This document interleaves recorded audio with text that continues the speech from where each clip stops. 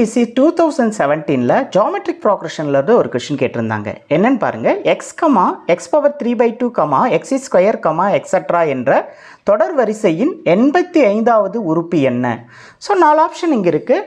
அது ஆன்சர் கண்டுபிடிக்கணும்னா இதில் ஃபஸ்ட்டு டேர்ம் a = x எடுத்துக்கோங்க. காமன் ரேஷியோ r = t2/t1, அதாவது second term X power 3/2 first term X, இது ரெண்டும் டிவைட் பண்ணோன்னா எக்ஸ் பவர் 3/2 இது பவர் 1 எடுத்துக்கிட்டிங்கன்னா மேலே எடுத்துகிட்டு போகும்போது -1.